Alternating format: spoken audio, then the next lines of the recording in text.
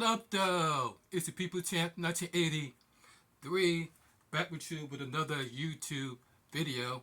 Hope everybody doing well physically, mentally, and emotionally on this day and slept like a king and queens last night. And thank y'all for joining me on this video. You are the real MVP. Thank you very much. Thank you very much. Yeah, you do louder than that. Louder than that. You do louder than that. Come on. I'm the good to do it. Louder. You can do louder than that. That's right. That's what I'm looking for.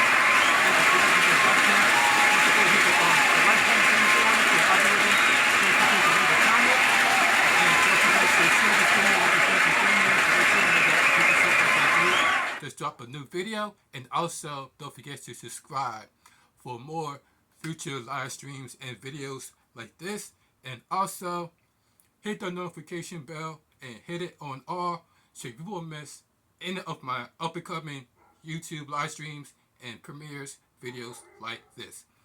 And it is Monday, ladies and gentlemen. I know y'all surprised that I'm not doing a live stream and y'all catching this on either a premiere or a regular video.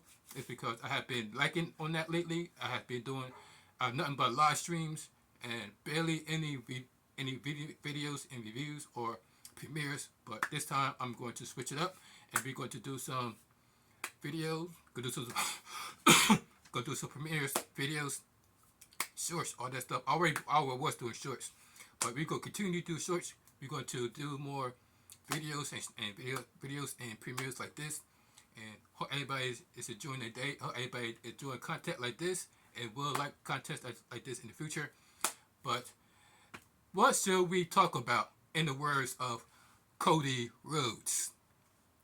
And what we're going to talk about first is the fact that Bobby Lashley is now exiting the WWE along with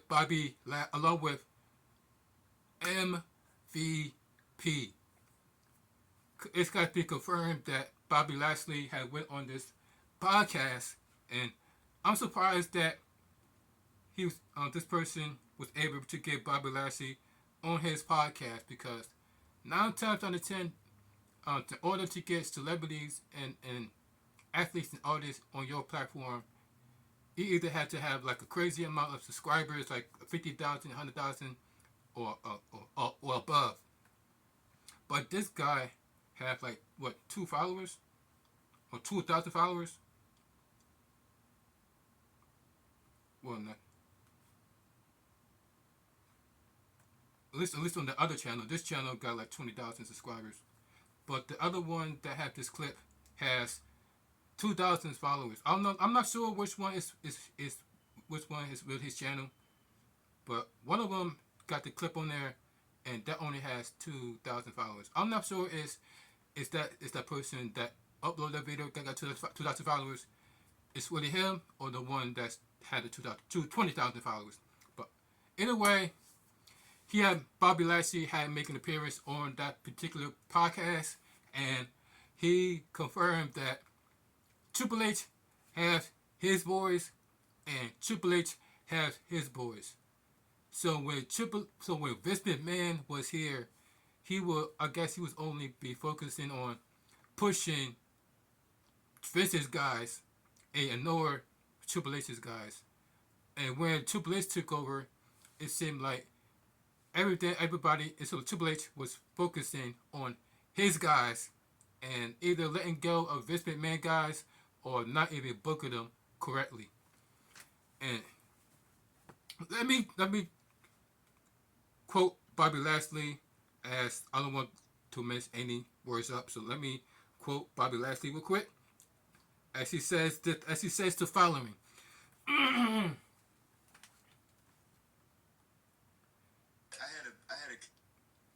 Hold on for a second.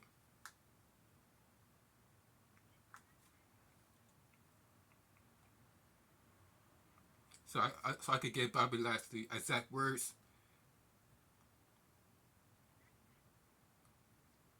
And I quote. Gotta clear my throat.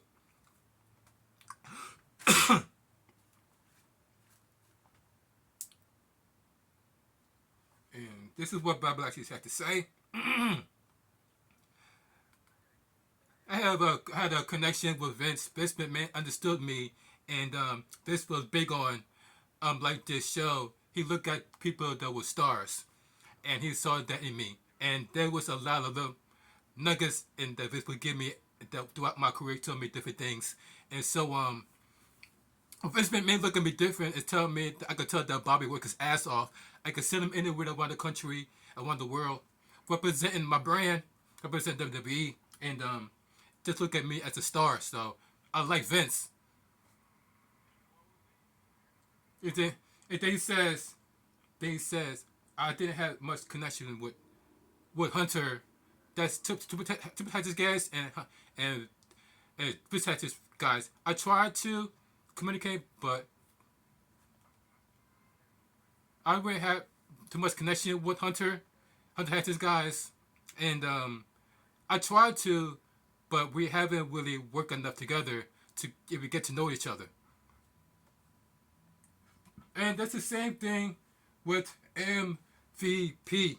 He also trying to get Triple H to resurrect the Hurt Business because, as we all know, that Vince McMahon has prematurely ended the Hurt Business, even though it was Vince McMahon that helped push the Hurt Business and helped, like he said, like Bill Lashley says, was definitely was on board pushing Bobby Lashley, but they ended the Hurt Business too soon. So when they try to really resurrect the Hurt Business by Triple H, and Triple H keeps turning them down over and over and over again. Even with Bobby Lashley keeps trying to communicate with Triple H, and no, he keeps saying he could tell them no. Because you always hear about Vince McMahon being the R word. I'm not talking about the great word, by the way. I'm talking about the, aces. The word with aces, by the way. There you go. And you always hear about that's the reason why Vince McMahon never had other black wrestlers become champion. But then you hear stories about Triple H and how he was how he doing like people dirty, especially if you're like not white. I don't, but and MVP said it out of his own mouth that Triple H has failed the Hurt Business. Triple H has, and that's the reason why Bobby Lashley and MVP will not return to the WWE. It came to the point where even Booker T was discussing on his podcast about where would he like to see the Hurt Business at, either AEW or TNA or another organization. But he definitely did not say that he want these guys to return to WWE, because in case y'all forgotten about the storyline between Booker T and Triple H. Y'all remember the whole racist storyline that Triple H did with Booker T, telling him about how he fought the streaks and this and that. The same type of promo that Gunter was spitting out against Damian Priest about him being street trash and all that stuff.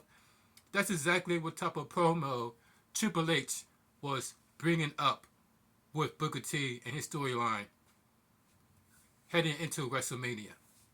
He was going back and forth with the racist jokes, calling him there's a reason why people like him don't make it to the top. There's people like him. It's the reason why people like him is not WWE champion. He really mentioned that in this promo. So, and then on top of that, ladies and gentlemen, it's what I keep saying to you guys on the live stream. Is that Triple H don't care about tag teams. Triple H don't care about fashions. It's because look how many fashions and tag teams so far has Triple H has broken up and found himself feuding with each other within the past year. It's all started with the bloodline. The bloodline was supposed to be all the members, like the Usos, Roman Reigns. Then you got Solo, and Paul Heyman is the advocate. Then out of nowhere, you got that out of nowhere you got Uso versus Uso, and then next thing you know, Jay Uso, Yeet, now known as Yeet, Yeet, Yeet, Yeet, Yeet, main event, Jay Uso. He was the first member to get kicked out of the bloodline, courtesy of Roman Reigns. Then The Rock got introduced into the bloodline, known as the final boss. But then, after WrestleMania, after Roman Reigns lost to Cody Rhodes, and then The Rock The Rock beat Cody Rhodes to have a bloodline rules match or something like that. Oh no! Wait. Let me. But all I know is that ever since WrestleMania, after WrestleMania, that's when The Rock and Roman Reigns disappeared. I guess they went on vacation or whatever. The Rock and Roman Reigns. Next thing you know, you got Solo kicking out one of the members of the Usos and Jimmy Uso. So he kicked Jimmy Uso out the group, and then he attacked Jimmy Uso, and then he turns right around a couple of weeks later and attack Paul Heyman. And then a couple of weeks ago, Roman Reigns has returned to the WWE and caused Solo the championship match against Cody Rhodes. So now they got the feud going on between Roman Reigns and Solo. And then, ladies and gentlemen, look what happened on Monday Night Raw with the Judgment Day. They also is feeling within each other because it all started, and it got something to do. It got a little bit tied into the another group that Triple H had a feud with each other, known as Vitasma, and known as Electro Lopez and Santos Escobar, along with Rey Mysterio. And what happened is that first Santos Escobar took his group and decided to join with Rey Mysterio to reform the LWO. And then they decided to add Carlito to the group. And also was part of this was Dominic Mysterio. Dominic Mysterio is also part of the NWO. And guess who was the first person to stab who? Don't worry, I'll wait.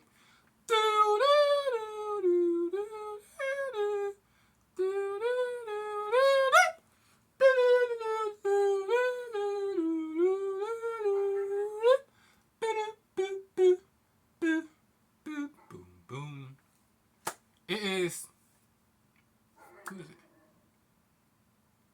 Santos Escobar.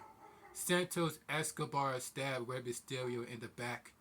And next thing you know, you got this feud going back and forth between Escobar and known as Rey Mysterio. And during that feud, next thing you know, somebody else ended up stabbing Rey Mysterio in the back, known as Dominic Mysterio. Then Dominic Mysterio ended up stabbing Rey Mysterio in the back. Next thing you know, you got this whole feud against Santos and Dominic Mysterio with Rey Mysterio. How they both can't stand Rey Mysterio. How Dominic Mysterio can't stand his own dad. And decides to side with Escobar and feuding with Rey Mysterio. Then next thing you know, the person that they recruit into this LWO and Carlito ended up joining the group. Carlito ended up joining the LWO. And also, he ended up stabbing Rey Mysterio in the back because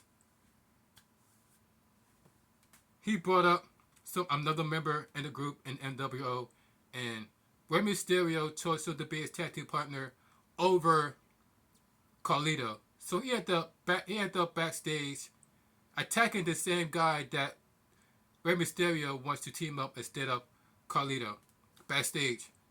So then when Escobar called out Carlito and rolled the footage of Carlito backstabbing the same guy that... Wait a minute, hold on.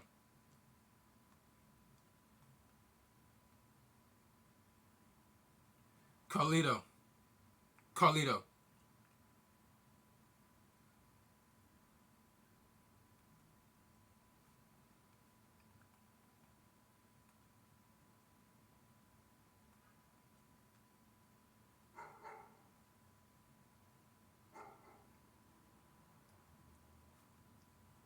Hold on for a second, guys.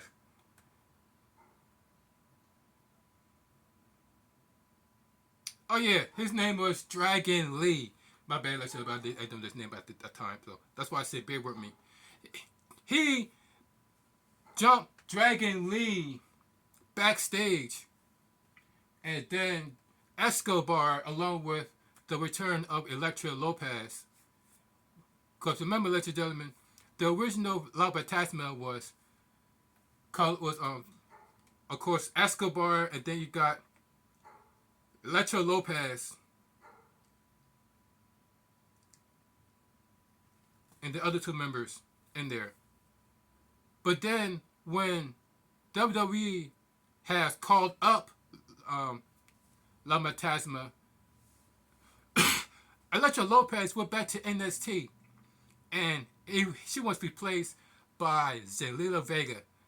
And they never fully explained why Zelina Vega took the spot of Elektra Lopez. Besides other fans saying that said that she needs more work down in NXT, even though there was an NXT saying that nobody is going to be left behind. Nobody was going to be left behind, said Santos Escobar, before they got moved up to the main roster. The next thing you know, Elektra Lopez got sent back to NXT, and Zelina Vega took her spot. So when Santos Escobar stabbed Rey Mysterio in the back, he brought up to the NXT, from NXT to the main roster, Elektra Lopez. And she started to go straight after Zelina Vega. So when they came out to call out Carlito about having Rey Mysterio not trust Carlito, and how he showed the footage of him jumping Dragon Lee, so therefore he won't be able to make it in that match with Rey Mysterio. And then next thing you know, Carlito went right after Dragon Lee and haul ass out of there. So next thing you know, we got the feud between Dragon Lee versus Carlito, and also Carlito and Rey Mysterio. But then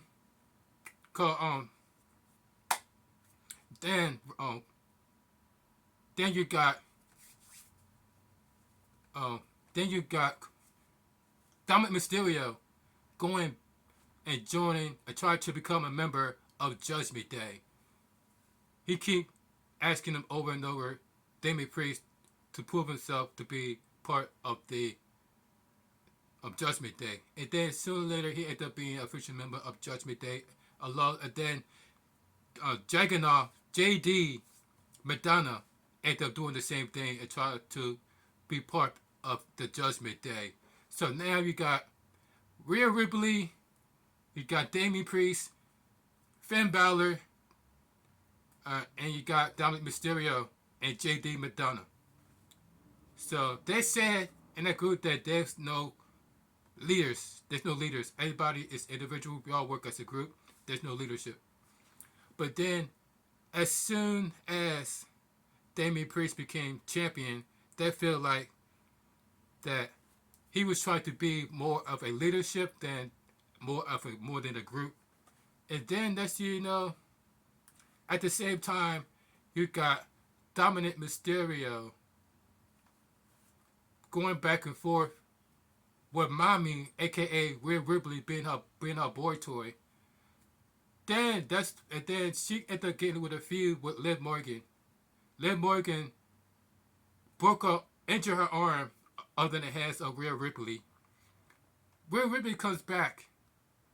Liv Morgan comes back and injured Rhea Ripley arm, and she also said that and then she became the women's champion. And then she said that she wasn't going to stop there, that she was going to take everything away from Rhea, not just the championship, but she also wanted to take away Dominic Mysterio. So back and forth, those two was like going back and forth. Rhea Ripley, with Liv Morgan and Dominic Mysterio for the past few months.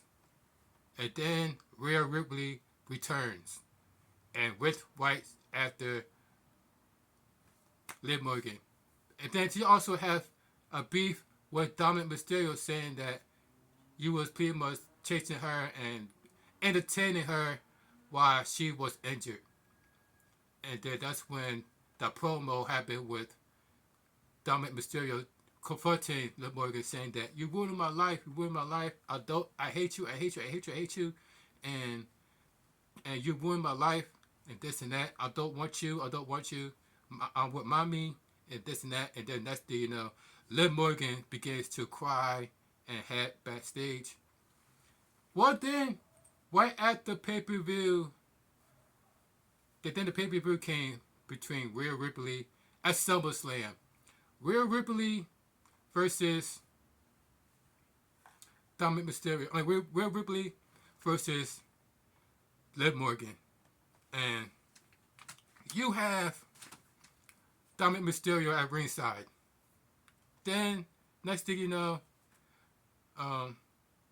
Rhea Ripley was to use a steel chair on Rhea Ripley. Rhea Ripley was to use a steel chair on Liv Morgan, but Dominic Mysterio said, "No, you don't want to do this. You don't want to do this. You're going to lose your championship like that. You don't want to do this." And then Liv Morgan ended up beating Rhea Ripley for the championship. Then Dominic Mysterio picked her up, Liv Morgan, and kissed Liv Morgan on the lips in front of Rhea Ripley. Next thing you know, Rhea Ripley was heading backstage, crying her eyes out. Oh my God. That is crazy. Next thing you know, who sees it? Who sees all of this?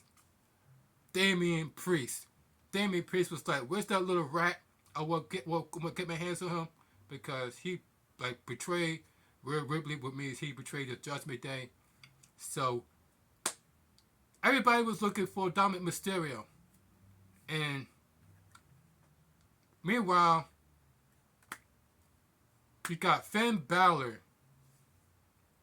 Remember, Finn Balor and JD McDonough had won the tag team championships thanks to Liv Morgan. So Finn Balor was a little bit iffy when it comes to Liv Morgan, because she the one that helped Finn Balor and JD McDonough become tag team champions. So, and then you got Damian Priest defending his championship against Gunter. He was nobody at ringside, and told Finn Balor that specifically, I don't want you at ringside, I don't need your help, I got this. And Finn Balor was like, okay, I'm not going to help you at ringside, I get it, I get it. Then the match happened. And Damian Priest covered covered Gunter for the 1, 2, and then out of nowhere, Finn Balor put Gunter's ropes on. Put Gunter's foot on the ropes, so the referee could count. Had no choice but to break the count, and everybody was like losing their minds. It's like that SOB. That's that. Damian Priest. He just stabbed Damian Priest, and then next thing you know, Gunter is now your new WWE Heavyweight Champion. And now Damian Priest was to get his hands on Finn Balor. So now, as he calling out Finn Balor, he looks up at the Titantron and see the rest of the members of Judgment Day. I'm talking about Carlito, JD, Dominic Mysterio was there too, Carlito, and Liv Morgan was there. And they was telling him that, oh, it's because you tried to you betrayed us way before we betrayed you, because you broke your promise saying that you wasn't going to act like a leader. We wasn't act like a leader. We were all supposed to be just a group doing this together. But you turned out to be, you ended up breaking your promise by acting like a leader, trying to tell everybody what to do. And then for that, he got backstabbed by the Judgment Day. Along with Rhea Ripley also got backstabbed by Judgment Day because Liv Morgan was there as well. So now, it seems like two members of the Judgment Day got kicked out of the Judgment Day. And Damian Priest and Rhea Ripley. So that's another tag team that Triple H has found himself feuding against each other. The Bloodline and Judgment Day, along with La Fantasma, LWO. That's 4 groups I just mentioned. 4 groups I just mentioned, and all of them end up feuding with each other due to somebody backstabbing somebody in the group because they say that they are better than the group, or either he thinks he's better than the group. So that's why they end up kicking out or end up leaving the group. So that's 4 groups I just mentioned that's it had been through this backstabbing storyline. And we're not even done yet, ladies and gentlemen. We're not even done, because recently another tag team, a group I should say, just formed, known as the Rascals. The Rascals from NXT.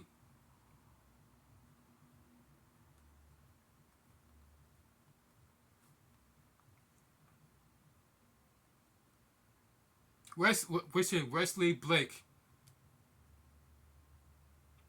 They just reunited like a month ago. They only reunited for like a month ago, and then they're already involved in a backstabbing storyline. They've only been together for 1 month in NXT. 1 month that they reunited in NXT, and they already has Wesley Blake backstab his own group.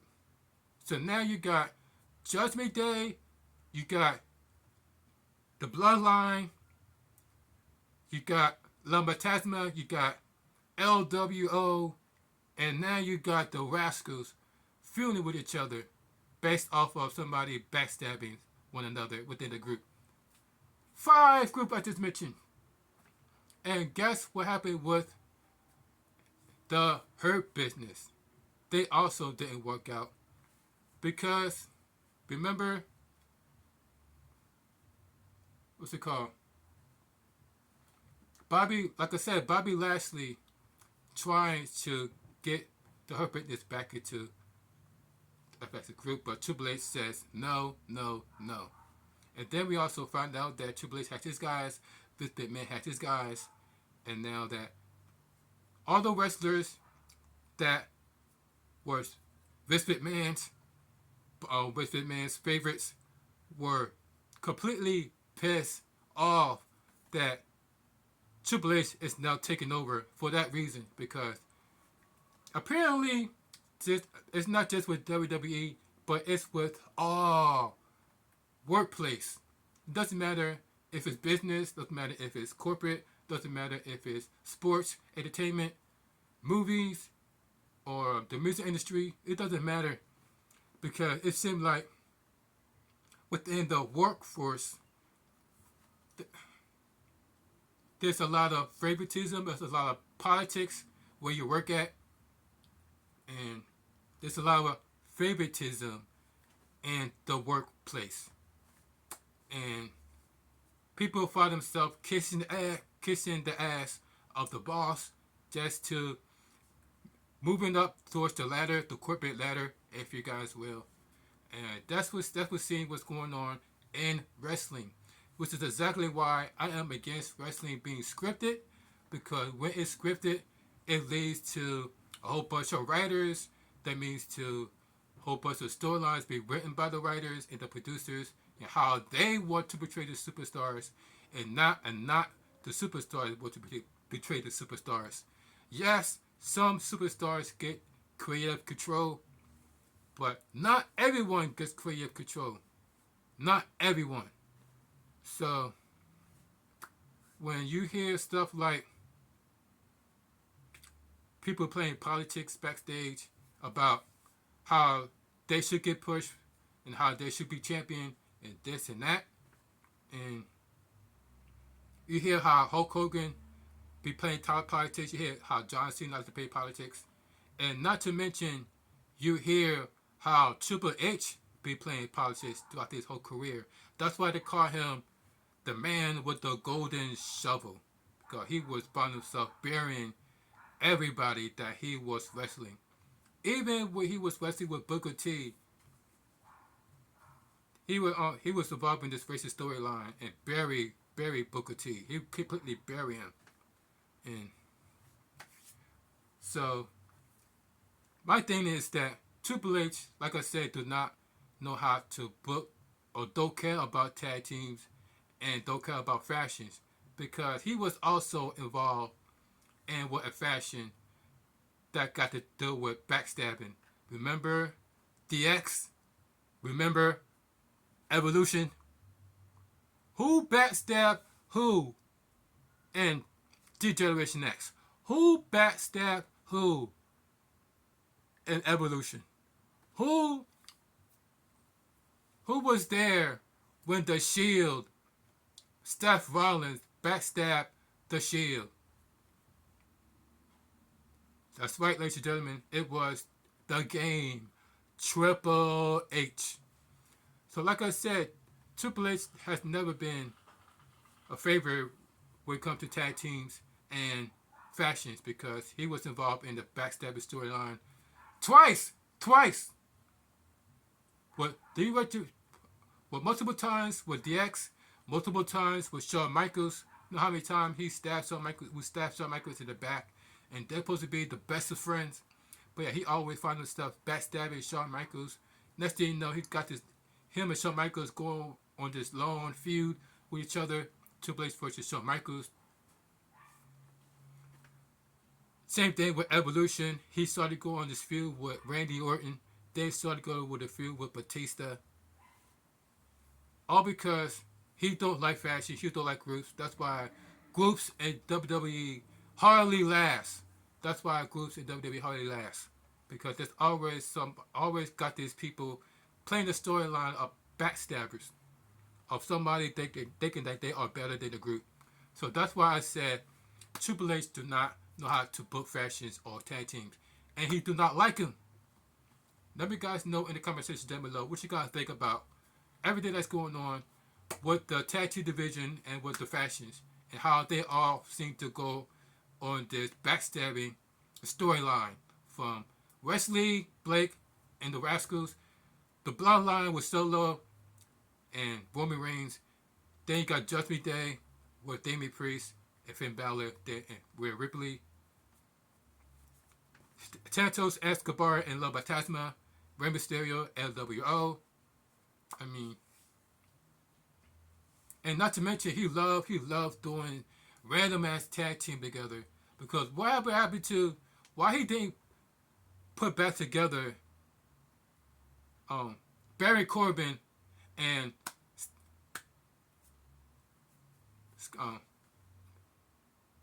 put back together known as Braun Breaker and Barry Corbin.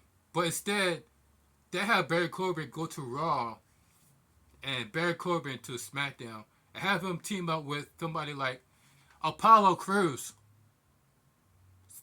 Yep. He is now teaming with Apollo Crews. I was like, huh? Why would you randomly team Apollo Crews with Barry Corbin after you already established Barry Corbin and Braun Breaker as a tag team? They have always won the NXT Tag Team Championships. So instead of them Triple H bringing those two back together, he had Barry Corbin team up with Apollo Crews. Let me guys know what I think about that. And we also going to talk about, ladies and gentlemen, the Sasha Banks divorce situation. Did you guys know that Sasha Banks has gotten a divorce? And did you know that the United States, when it comes to the divorce rate, their divorce rate is high as 45%. 45% divorce rate in the United States. And I think the highest divorce rate is Sweden. And the lowest, the absolute lowest divorce rate is India. So if anyone I always hear about the passport bros and how they like to go overseas to find love. Well, if you want to find love and you want to go overseas, there's no place like India, because according to sources, India has only 1% divorce rate. 1% divorce rate. Just like there's only 1% that are rich here in the United States, which would mean not that many. 1% divorce rate in India. Let that sink in. 1% divorce rate in India. So if you're really looking for love, India, number 1% divorce rate. Let that sink in. So you got Sasha Banks, aka Mercedes Moné, saying that she been like divorced for a year, but she was scared to come out because Vince loved those two together, so they decided to keep it a secret. But then, after the walkout had happened, she was still scared to let everybody know what happened.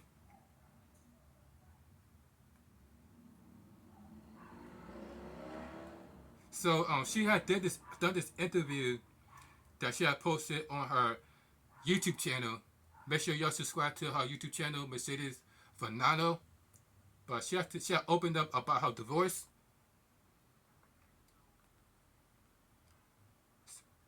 They said you want to ask her you want to speak about it. So eventually going to come out.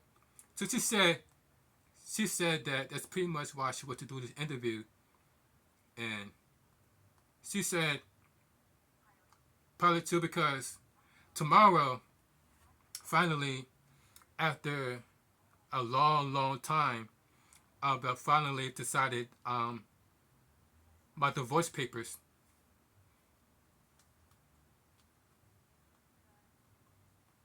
And then as she was saying that, she was trying so hard to not break down. Even though she looked like she almost did, damn near did. But you could tell that she was like completely heartbroken because nobody gets a divorce for no reason. Nobody just woke up and say that, I'm tired of you. I want a divorce. Something dramatically got to happen, whether it's physical abuse, mental abuse, or emotional abuse.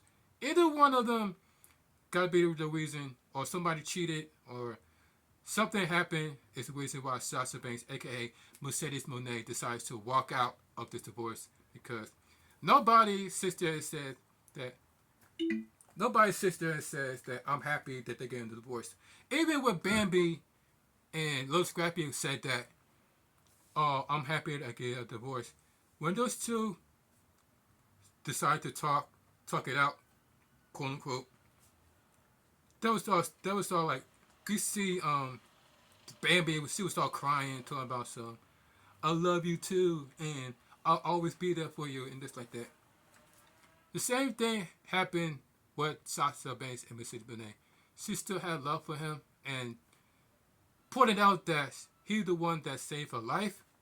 But like I said, there's got to be a reason why she got divorced. There can't be she got divorced for no reason. There's no way that she got divorced for no reason besides what I just mentioned. Somebody cheated, either mental, physically, emotional abuse. Either way, that's the reason why she feels like she needs to protect her mental and get out of that marriage. Even though that's just crazy. So my wishing Sasha Banks good luck in her singles journey as a divorced woman, and that's the reason why guys do not want to get married. I'm not saying all guys think like that, but it's now become more and more and more present that guys do not want to get married because of that reason. The whole point of you getting married is to death do us part. Sickness and in health. As long as you both shall live, to death to us part. But instead, they want to forget everything that was said in the vows. And now it's all about until either he or she cheated, or either he or she get on my nerves to the point where I want a divorce. And that's the reason why people find themselves going overseas, specifically guys find themselves going overseas, because they feel like they're not getting the love in the United States due to the divorce rate. Even though the highest divorce rate is in Sweden, they got like 92% divorce rate over there. In Sweden, 92%.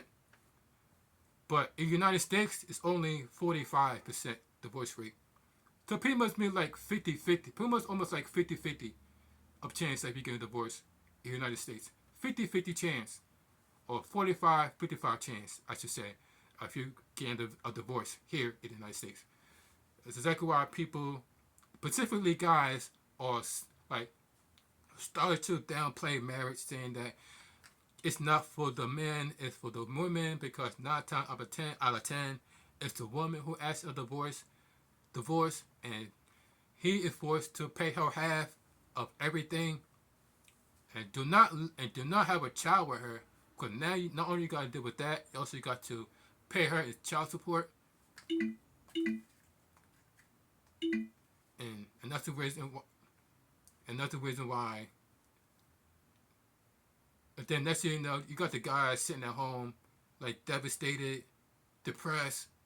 It even come to the point where they started to unalive themselves over the breakup, over the failed marriage, and the fact that they're going to be alone forever. So now they say that when it comes to unaliving, it is higher with men versus women. That's exactly why guys are scared to get married, because they don't want to be that person that find themselves going crazy, think about taking that stuff out of this planet, because of a broken heart of a woman. So let me guys know what you guys think about the divorce rate and here in the United States. Let me guys know what you think about Sasha Banks' divorce. That's crazy.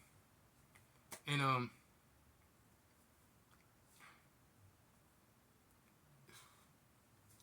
alright, y'all. I'm about to end this I'm about to end this YouTube video. Thank you for joining me on this video. You are the real MVP. Let me guys know what you guys think about this video. Would you give the video a yay or a nay? I want to hear from you. I want to hear feedback from you guys. So let me guys know what you guys think about this video. And hopefully I'm able to get this up for you guys so you are able to see it. If not, then you definitely going to see this tomorrow. Thank you for joining me. Don't forget to like this video, share this video.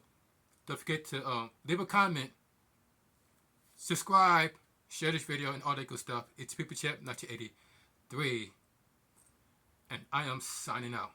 Don't forget to stay hydrated, eat good, pay attention to your surroundings, and I'm out. Deuces.